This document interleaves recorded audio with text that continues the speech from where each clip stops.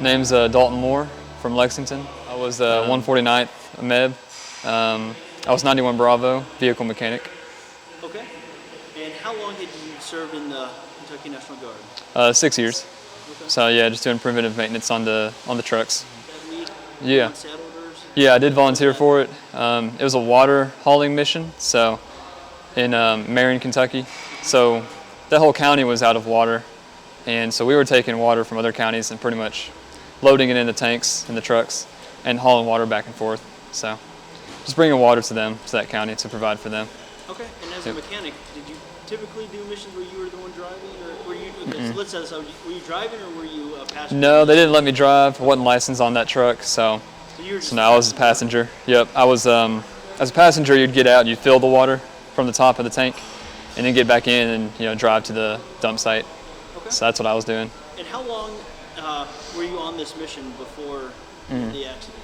Yeah, I was only there for a week and a half. I was supposed to be there around 3 weeks, and then I was only there for a week and a half until the rollover. Okay, and how many times have you gone back and forth on this route? A lot. I mean, it was all day, every day.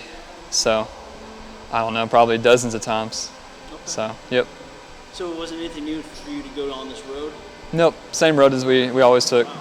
So, yep. So if you don't mind, if it doesn't bring back too many bad memories, we're thankful you're alive. But could you walk us through kind of like what happened that day, like Yeah. and kind of the emotions afterwards? We actually that day we got into a different truck than the one that we'd been driving, before that.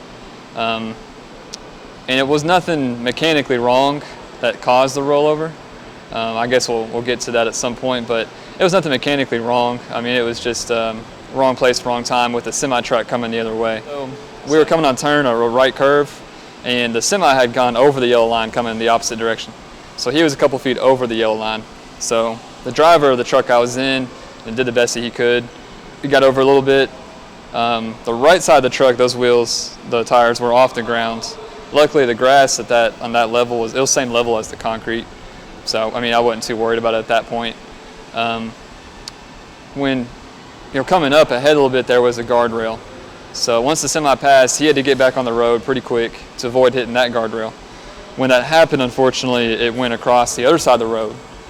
We took that guardrail with us and rolled down an embankment and wrapped the guardrail around the truck a little bit. So my first thought was, here it goes. Like I'm about to hit the guardrail, I thought, here it comes, or here it goes.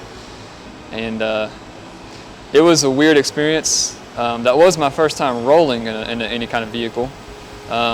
It was like you'd see green and then blue and then green and then blue from like grass and sky. There was like a swirl of green and blue. So it's kind of weird. Did it happen so fast you didn't have any thoughts? I had a lot of thoughts. Yeah. What does one think about when you're in a truck? Everything was hurting already because I had my seatbelt on, I had my helmet on. So thank God for that, because if I didn't, I would have been messed up. When it rolled on my side, like the passenger side. So when we hit, I'm guessing that I hit my head on something. My helmet was on, so that helped tremendously. Still felt some pain in my head from the hit, which is probably just the ground or the window on this side. Luckily, the way it's designed on those trucks, the front windshield is designed to bust outwards, so that way the glass doesn't come in and hit you. So that's what happened. It went outwards, so that was good. I guess that was like my second thought, was keep my mouth and eyes closed so I don't get dirt or glass or debris or anything in there. So the first roll, I did keep my mouth closed as far as I can remember, and my eyes. Curiosity got the best of me, and I opened my eyes, saw the ground in the sky, and I was like, this is crazy. At one point, I did have the unfortunate thought that, this could be it. To be honest, I thought it's been a good life, I'd just gotten married a month before this, so that would have sucked for my wife, but I had a life insurance, so I guess we're good there. But I did have that thought, like this could be it. If the water tank comes detached, I'm thinking it's going to come in and crush the cab, and it's full of water. I don't know how many gallons, but if that happens, then I'm thinking, well, it's going to be quick, I hope. So then I prayed, and I just prayed to ask God for help. It was a simple prayer. You don't have a lot of time. It was like a 1 second prayer, like, God help us, And then as soon as I did that, the truck stopped rolling, and it landed upright, which is lucky too. I don't want it to land on its side or upside down. It landed upright, so that was good. And I don't think it's a coincidence that I prayed and it stopped rolling. I really think that God protected us and preserved our life. And not just that, we had no serious injuries. We both had seatbelts and helmets on. So no concussions, no broken bones. I had some fractures in this left hand. That was all I had, a headache and a fracture. I mean, you can't ask for much more than that. We were just banged up, that was it, So no serious injuries. What do? You look over to... Yeah, I looked at him, and he's looking down, and, we're both like kind of coming to here, or hurting, or sore.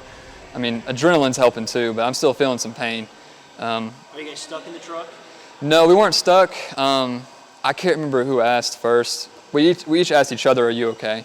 And I was, of course, I'm on this side, so I had to get out on his side because my side was crushed in. My door couldn't open, and the roof was here. So I mean, actually, I think I was leaning over when when it stopped rolling. I was kind of leaning here because the roof was down. So I had to push off with my right leg, and that was bruises from knee to ankle. So I felt that a little bit. He helped me out after that because I didn't know if the leg was, if there was a fracture or a break or just a lot of bruising. So luckily enough, it was just bruising.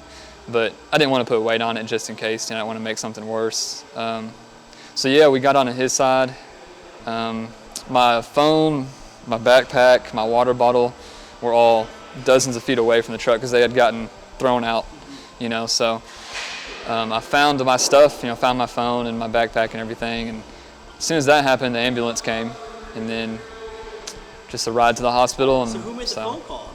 Yeah, there was. Pretty much there when you found your stuff. Yeah, there were people who had stopped, and they'd kind of seen it happen, I'm guessing. And we weren't too far from a house, so there was a lady that came out from her house, and I think she's the one who called 911. So we were fortunate at that point that we had people close by. I've seen photos of this thing, and the first thing I thought when I saw, not photos, I've seen the truck. My first thought was, how did the person survive that was in the passenger seat? Because the roof was absolutely caved in. I still can't believe I'm talking to you right now that you survived.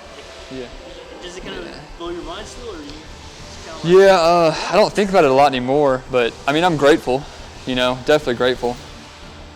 My stepdad had a good idea when I got back. He said, you should start your own business as a towing and recovery business, since now you've been through something like that. And that made me think, we all have choices in life. If we go through something we can't control, even when we go through things that are a consequence of our own wrongdoings at times, we have a choice to cower in fear or to rise up and face it.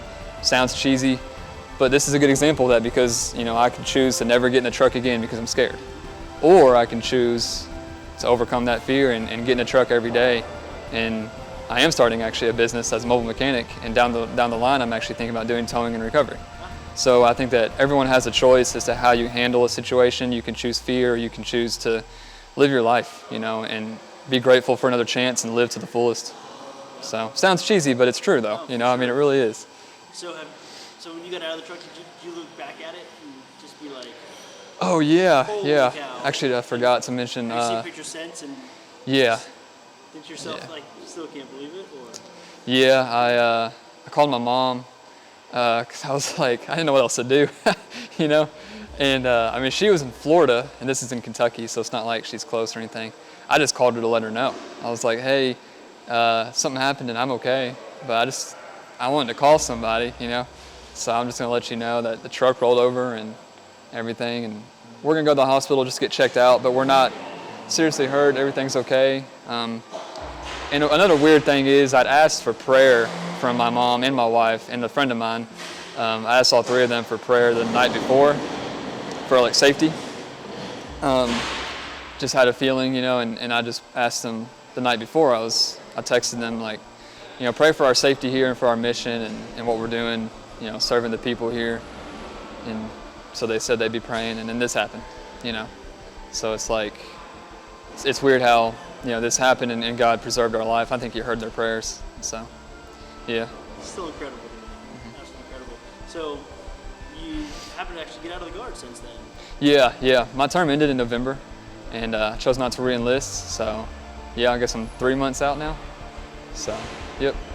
And was the accident kind of a factor not joining, or you just... No, actually, I had planned on getting out. That's why I volunteered for the mission. I wanted to do something, one more time before getting out. So that's why I volunteered for it, because I knew I'd be getting out a few months later. So, yep. Is there anything else that maybe you want to add yourself, or that I didn't ask? I would just say, for people that have been through situations like this, they can probably relate. Be grateful every day for what you have. Before that wreck, honestly, I think I was in a place where I was kind of being selfish.